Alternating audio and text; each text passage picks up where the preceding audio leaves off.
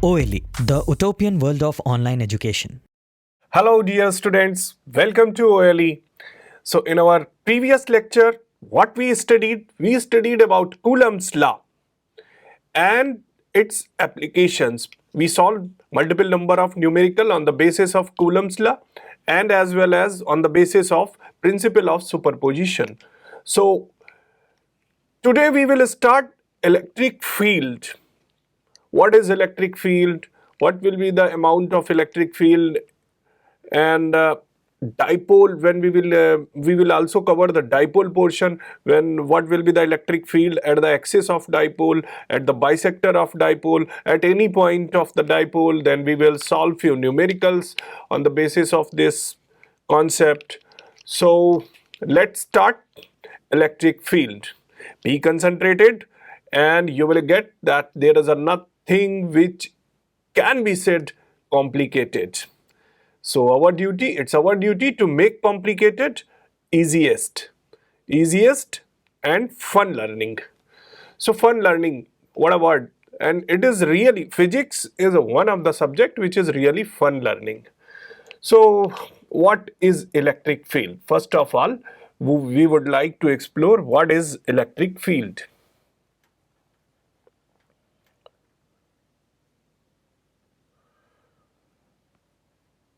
अभी तक हमने क्या पढ़ा? चार्जेस होते हैं, ठीक। तो माना हमने कि कोई चार्ज Q है। अब ये चार्ज है Q।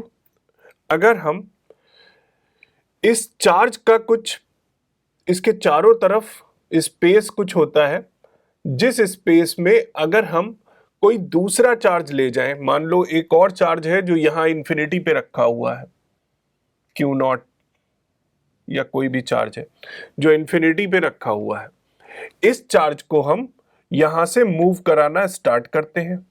यहां से ये मूव कर रहा है, ठीक। मूव करते करते करते करते जैसे ही ये यहां पे पहुंचता है, ये वाला चार्ज जैसे ही यहां पे पहुंचता है, तो इसको एक्सपीरियंस होता है एक फोर्स अपने ऊपर कि कोई इसको पुश कर रहा है, धक्का दे रहा है।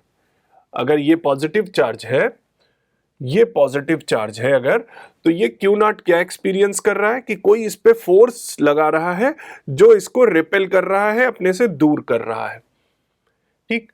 अब वो क्या है? इस स्पेस में ही है वो, यहीं पे, यहां तक इसको कोई फोर्स ऐसा एक्सपीरियंस नहीं हुआ था, या हुआ भी था तो वो नेग्लिजिबल था, पर यहां पे इसको वो फोर्स पहली बार एक्सपीरियंस हुआ। यानी ये जो है इस चार्ज की इलेक्ट्रिक फील्ड में आ गया। इस चार्ज का एक जोन है, एक ऑरा है, एक स्पेस इसके चारों तरफ एक ऐसा है जिसमें इसका प्रभाव है, जिसमें इसका इंपैक्ट है इस चार्ज का। जैसे कहते हैं ना कि ये मेरा एरिया है, यहां से, फिल्मों में सुना होगा तुमने, यहां से वहां तक मेरा एरिया है, इसमें कोई और नहीं आ सकता। उसी तरह ये चार्ज कहता है कि ये इतना इसका एरिया है, ये जो है पूरा क्षेत्र जो ये है, इसमें कोई दूसरा चार्ज अगर आएगा तो ये उसको फोर्स लगाएगा। तो जैसे ही ये Q0 इसके एरिया में आया, इसने उसको फोर्स लगाया। तो इसका एरिया से क्या मतलब? वो स्पेस जिसमें इसकी इलेक्ट्रिक फील्ड इतनी स्ट्रांग है कि वो दूसरे चार्ज पे फोर्स लगा सके, ठीक। अब ये चारों तरफ इसकी इलेक्ट्रिक फील्ड लाइंस गई हैं। वो स्पेस जिसमें कोई दूसरा चार्ज आने पर फोर्स एक्सपीरियंस करे, वो इस चार्ज की इलेक्ट्रिक फील्ड में आ गया। उस स्पेस को हम क्या कहेंगे? इस चार्ज का इलेक्ट्रिक फील्ड। जैसे हर एक चार्ज नहीं, एक कॉमन लाइफ में भी देखो क्या होता है कि हम कोई सेलिब्रिटी है, उस सेलिब्रिटी के चारों तरफ एक ऑरा होता है, एक क्षेत्र होता है। जब उस प्रभाव क्षेत्र में आप जाएंगे तो आपको लगेगा कि कोई चीज है जो आप पे प्रभाव डाल रही है, आप पे इंपैक्ट डाल रही है। एक बार मैं लखनऊ में अनुपम खेर से मिला था, उनको देखा तो जैसे ही वो अपनी वैनिटी से निकले, उनकी आंखें एकदम बोलती हुई थी, तो मुझे लगा कि कुछ कह रही हैं मुझसे। जैसे ही मैं उनके प्रभाव क्षेत्र में आया, तो मुझ पे एक इम्पैक्ट पड़ा उनका, यानी उनका वो फील्ड है, वो ऑरा है जिसमें जब आप जाएंगे तो आप पे कुछ ना कुछ इफेक्ट होगा। वही इस चार्ज का ऑरा है। इस चार्ज का जो ये चारों तरफ स्पेस है इतना, इस स्पेस में इसका ऑरा है, और ये स्पेस क्या कहलाएगा? इस चार्ज की इलेक्ट्रिक फील्ड। ये इस चार्ज की इलेक्ट्रिक फील्ड है, और इलेक्ट्रिक फील्ड किस फॉर्म में होता है? लाइंस की फॉर्म में। तो ये क्या है? इसकी इलेक्ट्रिक फील्ड लाइंस। तो ऐसा नहीं है कि यहां पे इसकी इलेक्ट्रिक फील्ड लाइंस नहीं होंगी, इसकी इलेक्ट्रिक फील्ड लाइंस यहां तक होंगी, इंफिनिटी तक होंगी, लेकिन उनका प्रभाव कम होता जाएगा, मतलब उनका इंपैक्ट कम होता जाएगा। वो अब यहां पे हो सकता है कि फोर्स तो लगाए, पर वो इतना फोर्स ना हो कि उसका इंपैक्ट इस क्यू नॉट को एक्सपीरियंस हो, फील हो।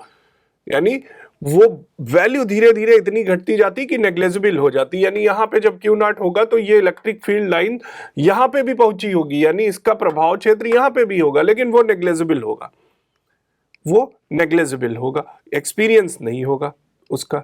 जैसे आप जब दौड़ते हो तो आपकी जो कैपेसिटी है वो 10 किलोमीटर है, तो 10 किलोमीटर तक तो आप दौड़ जाओगे।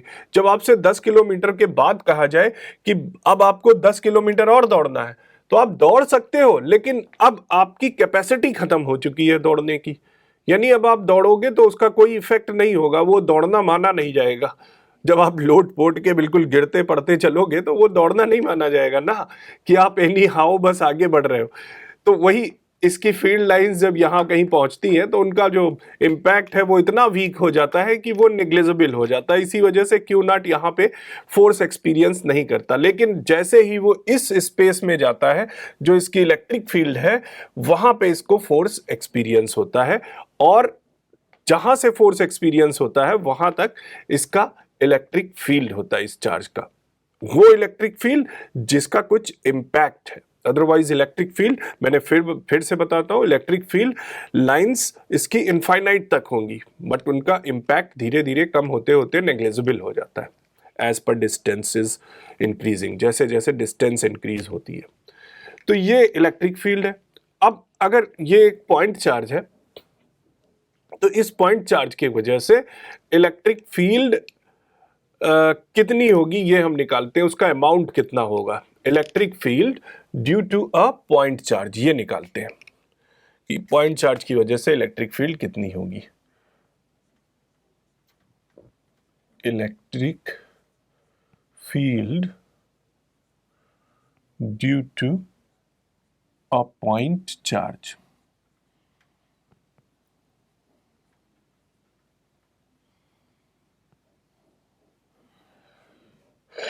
ठीक है, निकालते हैं क्या होगा। तो इलेक्ट्रिक फील्ड एक वेक्टर क्वांटिटी है ना।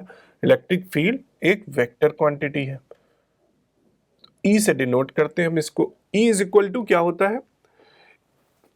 जब ये चार्ज यहां पे पहुंचा तो इस पे जो फोर्स लगा, जो इसने इस पे फोर्स लगाया, वो force experienced by test charge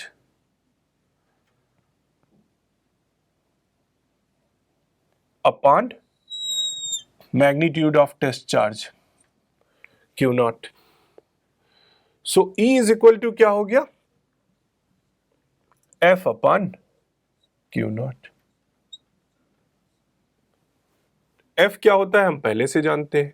ये Q नॉट भी हो सकता है, Q भी हो सकता है, कोई दूसरा चार्ज भी हो सकता है, हम कुछ भी वैल्यू ले सकते हैं इसकी, जरूरी नहीं है टेस्ट चार्ज ही हो। पर टेस्ट चार्ज का खुद टेस्ट चार्ज कोई फोर्स इस पे नहीं लगा पाएगा, इतना छोटा होता है, इतना कम उसका मैग्नीट्यूड होता है कि वो अपनी एक इलेक्ट्रिक फील्ड नहीं बना पाता है।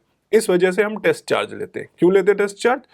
इंपॉर्टेंट चीज है, क्योंकि टेस्ट चार्ज अपनी इलेक्ट्रिक फील्ड नहीं बना पाता, इतना छोटा होता है, इस वजह से हम टेस्ट चार्ज को लेते हैं। ठीक है, तो E is equal to F upon Q nought, या F is equal to Q E. ये भी एक फार्मूला है जो यूज होता है कई सारे न्यूमेरिकल को सॉल्व करने में। ये दोनों वेक्टर क्वांटिटी है।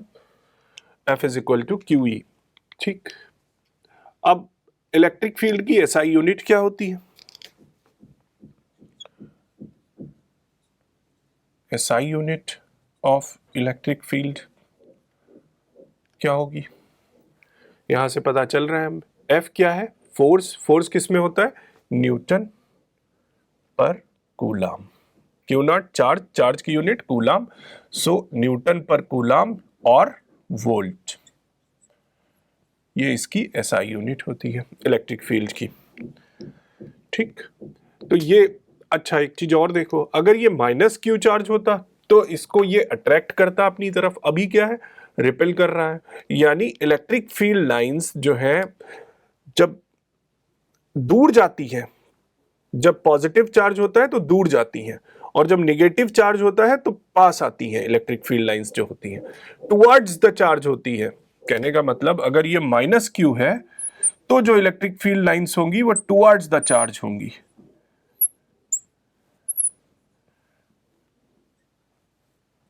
और अगर प्लस क्यू चार्ज है तो अवे फ्रॉम चार्ज होंगी। बहुत इंपॉर्टेंट है ये पॉइंट, इस न्यूमेरिकल में बहुत हेल्प करेगा आपकी। जब पॉजिटिव चार्ज होगा तो electric field lines away from charge होंगी, ये पॉइंट लिख लेते हैं हम, काम आएगा हमारे। For positive charge electric field lines को हम वेक्टर ई से डिनोट करते हैं। Electric field lines will move away from charge,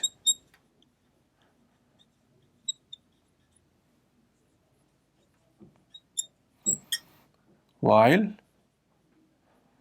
for negative charge electric field lines will move towards the charge.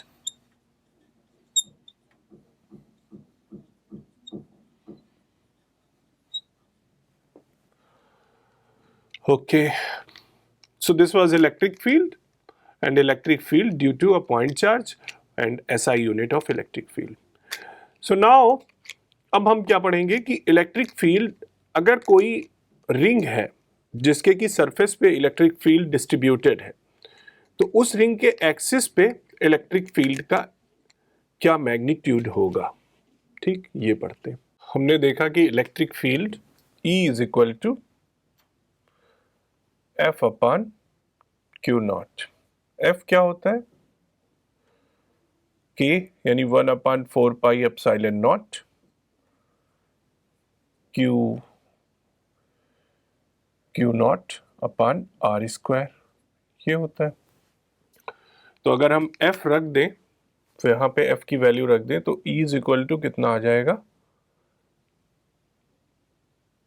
1 upon 4 pi epsilon nought Q nought upon R square, और upon Q not तो वो भी upon में आ जाएगा, और Q not cancel हो जाएगा, तो E इज इक्वल टू कितना आ जाएगा? 1 upon 4 pi epsilon nought Q upon R square, ये E की वैल्यू होगी। ठीक, यानी जो इलेक्ट्रिक फील्ड है ये भी इनवर्स स्क्वायर लॉ को फॉलो करती है। Electric field E proportional to 1 upon R square, यानी E जो है R के कंपैरिजन में, इसका अगर हम ग्राफ बनाए तो E proportional to 1 upon R square. Okay, अगर हमें इलेक्ट्रिक फील्ड को वेक्टर के फॉर्म में लिखना हो तो कैसे लिखेंगे? E is equal to K तो कांस्टेंट है 1 upon 4 pi epsilon nought, Q upon R square, और हम यूनिट वेक्टर R से इसको मल्टीप्लाई कर दें, तो ये क्या हो जाएगा? E is equal to K Q R square into vector R upon R, unit vector R की जगह ये हो जाएगा, यानी E is equal to K Q upon mod R cube into vector R। ये तो ये हमने इलेक्ट्रिक फील्ड को वेक्टर फॉर्म में लिख दिया। इलेक्ट्रिक फील्ड E जो है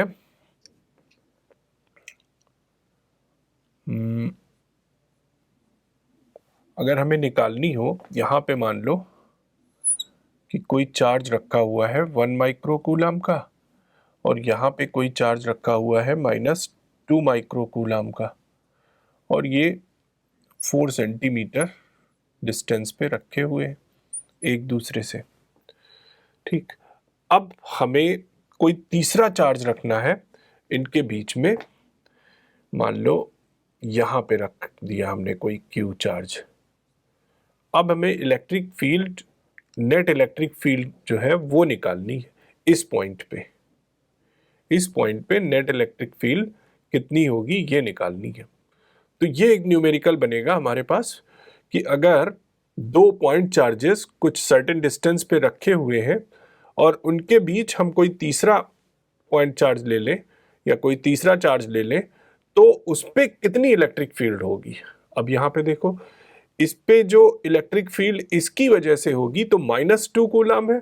माइनस में हमने क्या बताया था, जब निगेटिव इलेक्ट्रिक फील्ड होती है तो पॉजिटिव होती है तो away from electric field line, और अगर निगेटिव है तो इलेक्ट्रिक फील्ड टुवर्ड्स, तो इसमें किसकी तरफ, ये होगी towards the electric field lines, E या E1 मान लें हम। इसकी वजह से यहाँ पे जो इलेक्ट्रिक फील्ड लाइंस होंगी वो टुवर्ड्स द चार्ज होंगी, यानी -2 माइक्रो कूलम की तरफ।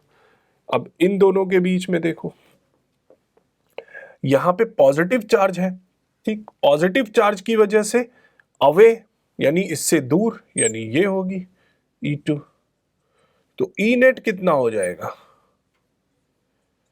इस पॉइंट, इस पर्टिकुलर पोजीशन P पे E नेट कितना हो जाएगा, E1 प्लस E2, ये हो जाएगा E नेट। और हम E1 E2 निकाल लेंगे। इन दोनों के बीच E1 क्या होगा, इन दोनों के बीच E2 क्या होगा, दोनों को ऐड करके फिर हम निकाल लेंगे फाइनल अमाउंट।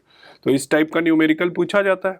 ठीक, अगर आप चाहो तो एक सॉल्व कर लेते हैं ऐसा न्यूमेरिकल, या फिर आप बुक से भी सॉल्व कर सकते हो। तो let's move further. Electric field के बेसिस पे एक न्यूमेरिकल देखते हैं, बहुत सा आसान सा। आप ऐसे कई सारे न्यूमेरिकल सुपरपोजिशन प्रिंसिपल या कूलम्स लॉ यूज़ करके आप सॉल्व कर चुके हो, उसी से रिलेटेड है, थोड़ा बहुत मिलता जुलता। हमने एक पॉलीगन, ये ट्रायंगल लिया। ठीक, ये पॉइंट A है, ये B है, ये C है, इनके बीच की डिस्टेंस A है। यहाँ पे एक चार्ज +Q रखा हुआ है A वर्टेक्स पे, इस पे एक चार्ज -Q रखा हुआ है और इस पे भी एक चार्ज +Q रखा हुआ है C वर्टेक्स पे। ठीक, अब पूछा जा रहा है net electric field, net electric field at point C। आपको निकालनी है नेट इलेक्ट्रिक फील्ड C पे कितनी होगी। ठीक, देखते हैं कैसे करेंगे हम। तो यहाँ पे पॉजिटिव है तो इलेक्ट्रिक फील्ड लाइंस किधर होंगी, अवे, यानी ये जाएंगी इलेक्ट्रिक फील्ड लाइंस, यानी EA की डायरेक्शन ये होगी। ठीक है, यहाँ पे नेगेटिव है तो टुवर्ड्स द चार्ज जाएंगी इलेक्ट्रिक फील्ड लाइंस, यानी इलेक्ट्रिक फील्ड लाइंस की डायरेक्शन क्या होगी, ये EB। ठीक, ये एंगल कितना है 60, ये भी 60, ये भी 60, तो ये एंगल कितना होगा, ये वाला कितना होगा, हम ये पूछ रहे हैं आपसे। थोड़ा बड़ा बना देते हैं, ABC, C, यहाँ पे +Q, यहाँ पे -Q और यहाँ पे भी +Q। ये जो इलेक्ट्रिक फील्ड लाइंस गई अवे फ्रॉम चार्ज, यानी ये EA हो गई, और ये टुवर्ड्स द चार्ज, क्योंकि निगेटिव टुवर्ड्स जाती है तो ये EB हो गई। अब ये एंगल हमें मालूम है कि 60-60 है, ये 60 है, ये भी 60 है और ये भी 60 है। हमें यहाँ पे C पे नेट इलेक्ट्रिक फील्ड निकालनी है। ठीक, net electric field at point C निकालना है। तो EA निकाल लें और EB निकाल लें, उसका रिजल्टेंट जो होगा वो यहाँ पे नेट इलेक्ट्रिक फील्ड होगी। ठीक, तो EA कितना है यहाँ पे, EA और EB दोनों बराबर हैं, कितने हैं, K Q अपान R स्क्वायर, जो कि इलेक्ट्रिक फील्ड होता है। Q अपान ये डिस्टेंस हमने R मान ली है, upon R square. EA is equal to EB is equal to KQ square upon R square. इसको हम E मान लेते हैं क्योंकि दोनों के लिए बराबर है, इसलिए हमने इसे E मान लिया। ठीक, अब यहाँ पे ER निकालना है हमें, तो ये एंगल पता होना चाहिए कि ये कितना है। तो ये टोटल कितना है 180 डिग्री, ये टोटल कितना है 180 डिग्री, ये कितना है 60, तो ये कितना हो गया 120 डिग्री, 120 डिग्री हो गया, समझ गए ना। ठीक, तो अब ई नेट कितना हो जाएगा, ये ER होगा रिजल्टेंट, तो ER is equal to EA square, vector sum कर दें हम, EA square plus EB square plus 2 EA EB cos theta.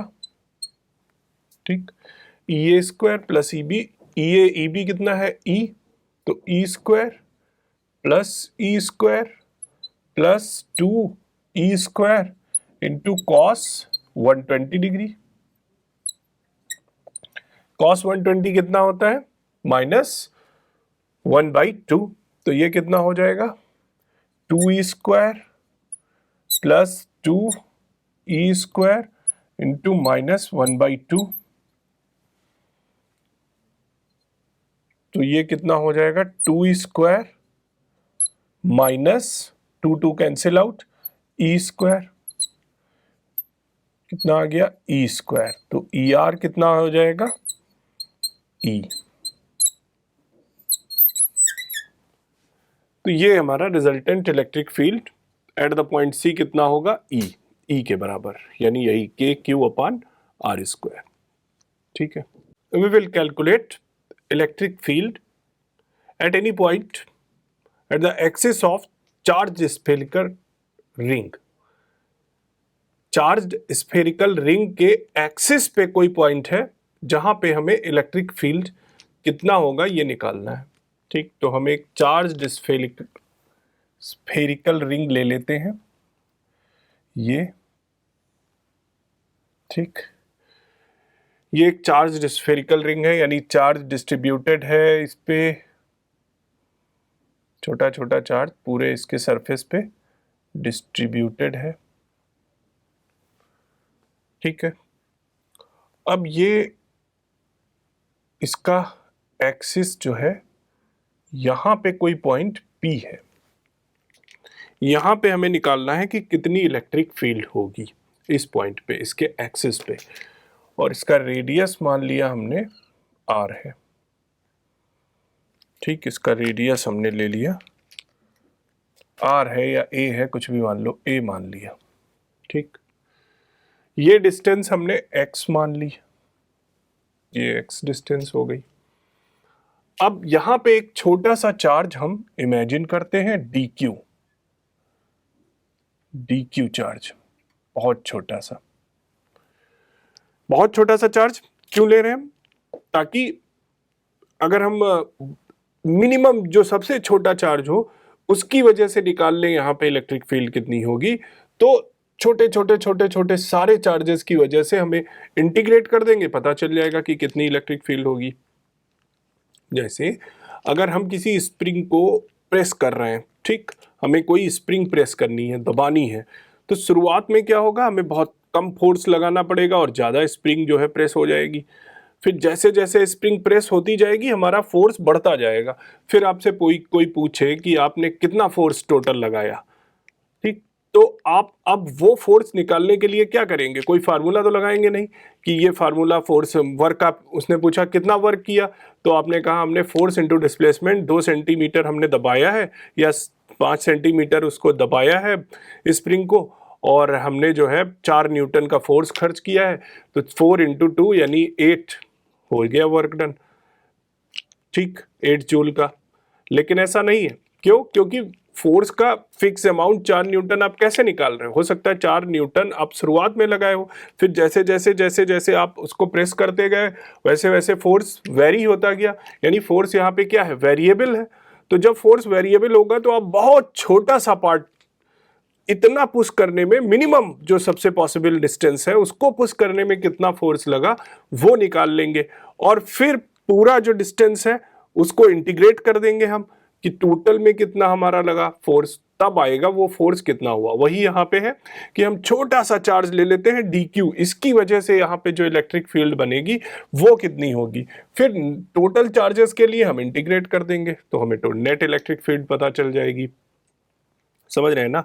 अब इसको थोड़ा इमेजिन करो, हम इसको इमेजिन कराते हैं आपको। देखो क्या है ये, कि एक रिंग है, इसकी सरफेस पे चार्ज डिस्ट्रीब्यूटेड है, ये एक रिंग है ऐसी, ठीक, इस तरह से एक रिंग है, यहां पूरी सरफेस पे चार्ज, यहां पूरी सरफेस पे चार्ज डिस्ट्रीब्यूटेड है, ठीक, इस रिंग के, और एक कोई पॉइंट है, ये इसका एक्सिस है, ये इसका एक्सिस है, और इस पॉइंट पे हमें इलेक्ट्रिक फील्ड निकालनी है।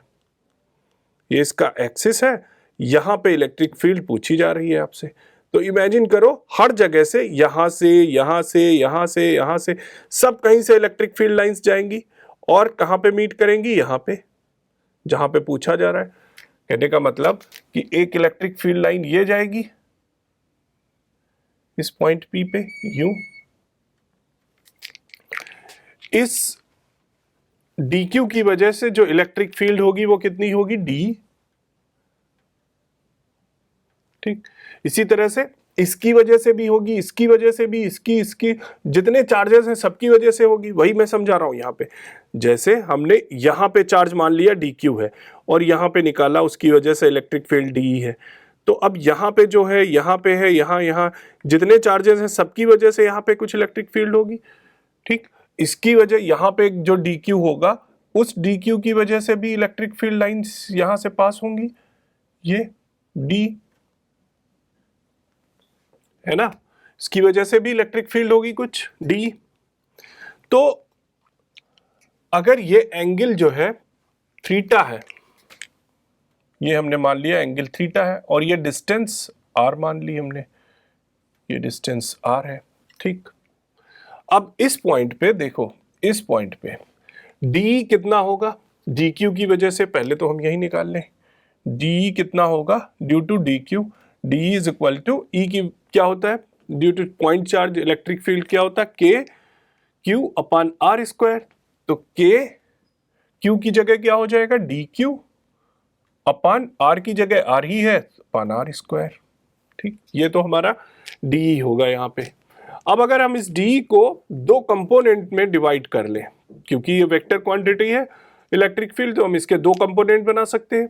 एक इसका हॉरिजॉन्टल कंपोनेंट हो जाएगा, ये एंगल थीटा है तो ये हॉरिजॉन्टल कंपोनेंट हो गया DE cos थीटा,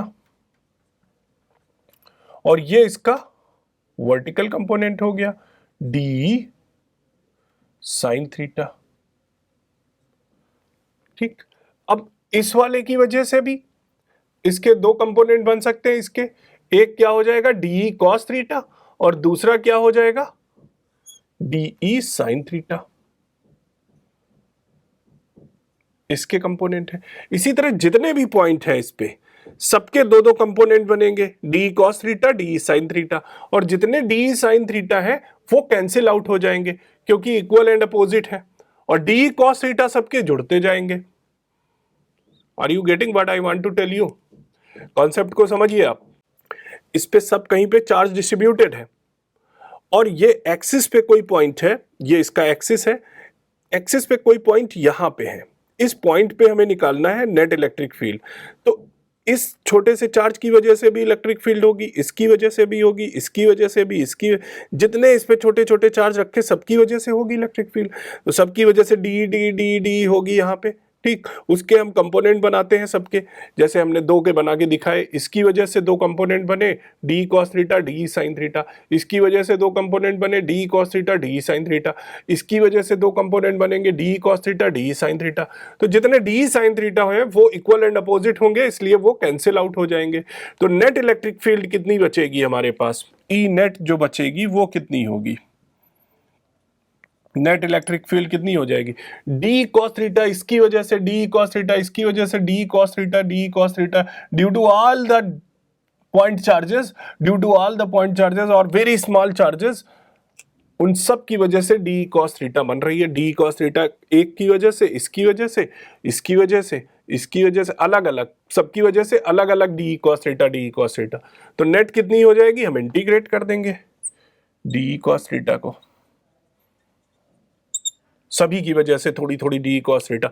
बहुत स्मॉल छोटा सा चार्ज डी क्यू है, इस डी क्यू की चार्ज की वजह से डी कॉस थीटा बना, इस डी क्यू चार्ज की वजह से डी कॉस थीटा बना, इस डी क्यू चार्ज की वजह से डी कॉस थीटा बना। तो नेट ई नेट कितना हो गया, डी कॉस थीटा का इंटीग्रेशन कर देते हैं। इंटीग्रेशन क्या आएगा देखते हैं।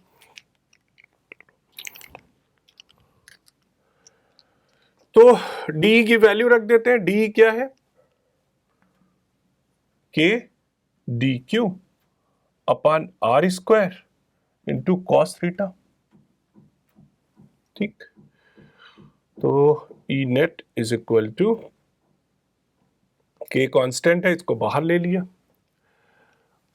आर स्क्वायर भी कांस्टेंट है बाहर ले लिया, कॉस थीटा भी कांस्टेंट है बाहर ले लिया, अंदर क्या बचा डी क्यू। छोटे छोटे डी क्यू को हम इंटीग्रेट करेंगे तो नेट चार्ज कितना था, जो पूरे पे फैला हुआ चार्ज है वो कितना है, क्यू, जो नेट चार्ज है। तो जब छोटे छोटे का इंटीग्रेशन कर देंगे तो वो कितना आ जाएगा, K upon R square cos theta into Q. ठीक, अब कॉस थीटा कितना होगा यहां से निकालते हैं। कॉस थीटा क्या होता है, बेस अपॉन हाइपोटेनियस। अब यहां पे बेस कितना है, ये x, हाइपोटेनियस कितना है r, x बाई आर, या r को हम ब्रेक कर सकते हैं, r कितना है अंडर रूट ए square plus x square, r की जगह पे ये भी लिख सकते हैं हम, cos theta is equal to x upon under root A square plus x square, ये कॉस थीटा हो जाएगा। रख देते हैं कॉस थीटा की वैल्यू यहां पे, K Q upon R square into X upon under root ए स्क्वायर प्लस एक्स स्क्वायर को हम लिख सकते हैं A square plus x square की पावर 1/2। इस आर स्क्वायर को भी डिस्ट्रीब्यूट कर देते हैं हम, इसी फॉर्म में ले आते हैं।